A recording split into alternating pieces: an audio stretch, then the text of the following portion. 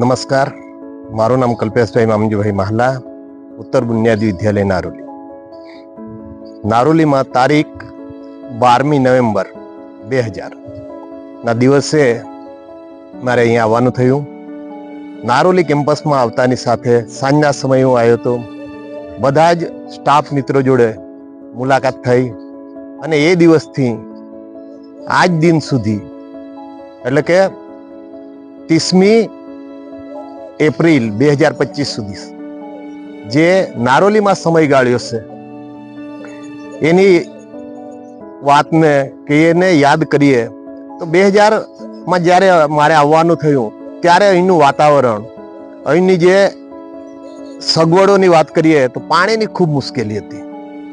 પાણી ભરવા માટે એક જણ કદાચ કોઈ સૂચના આપે કે પાણી આવે છે તુલસીએ, તો બધા લોકો બેડા કે માટલા કે એ બધું લઈને લાઈનો લાગતી અને એક ગુણિયો ભરવા માટે પણ કદાચ વચ્ચે કોઈ એક ગુણિયો ભરે તો એના માટે ઝઘડો થાય એવી સ્થિતિ હતી.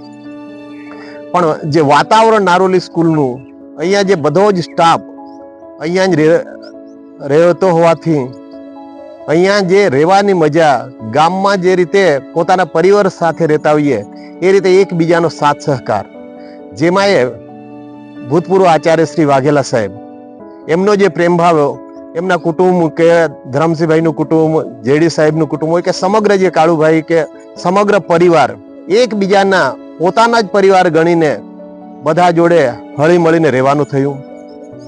અહીંની જે સર્વ સેવા ટ્રસ્ટની જે કામગીરી, ભણસાલી ટ્રસ્ટ દ્વારા જે બિહારનો કેમ્પ હોય, અહીંયા 11-12ની વાત કરીએ તો એમાં જે બહેનો સ્કૂલમાં આવે છે એમને 11-12માંથી બિહાર લઈ જવામાં આવે, એટલા માટે એ બહેનો ભણવાનું છોડી દેવાની ઈચ્છા રાખતી હોય છતાં પણ અહીંયા એ લોકો પ્રવેશ લે છે અને બિહારનો પ્રવાસ થશે એ વિચારીને અહીંયા ભણવાનું ચાલુ રાખે છે. એ કામગીરી ખૂબ પ્રશંસનીય છે. જે ભણસાલી ટ્રસ્ટની જે કામગીરી છે એમાં આંખોનું જે મોતિયાનો કેમ્પ હોય, પછી જે સેવાકીય પ્રવૃત્તિઓ, દરેક જગ્યાએ હાલની સ્થિતિમાં જોવા જઈએ તો સમગ્ર ભારત જ નહીં, વિશ્વના ઘણા બધા દેશોમાં પણ એની કામગીરી ચાલે છે. એ પ્રશંસનીય છે.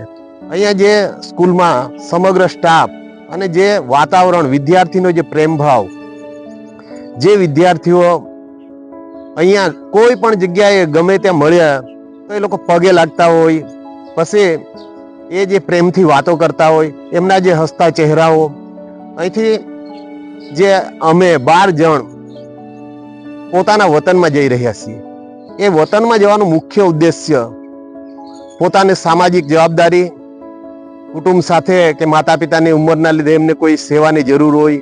અહીંથી મારી વાત કરું તો 600 કિલોમીટર ઉપરનું અંતર હોવાથી કોઈ સામાજિક કે દુઃખદ પ્રસંગમાં પહોંચી ન વળાય, એટલે નજીક જઈએ તો એ પ્રસંગોમાં હાજરી આપી શકાય, એ ઉદ્દેશ્યથી અમે અહીંથી બદલી કરાવીને જઈએ છીએ. નહીં તો અહીંયા જે જિંદગીની 50% જિંદગી કે 50% સમય અહીંયા પસાર કર્યો છે. એટલે વતન કરતાં અહીંના જે ગ્રામવાસીઓ, આગેવાનો કે આજુબાજુની જે ગામોમાંથી જે પ્રેમભાવ મળ્યો છે, એ પ્રેમભાવ અત્યારે ત્યાં નવે નામથી સંપાદન કરવો પડે એવી સ્થિતિ છે, છતાં પણ વતનનો લાભ મળ્યો છે. એટલે એ લાભ અને પરિવાર જોડે ત્યાં રહેવાનું થાય એના લીધે બદલી કરાય છે. નહીં તો અહીંનું જે વાતાવરણ, અહીંની જે શિક્ષણનું કાર્ય, અહીંના જે આચાર્યો હોય કે સ્ટાફ મિત્રોને અહીંયા જે પ્રકારે સ્ટાફ મિત્રોને જે સહકાર મળ્યો છે એવો સહકાર કદાચ બીજી જગ્યાએ મળવો મુશ્કેલ છે. અસ્તુ.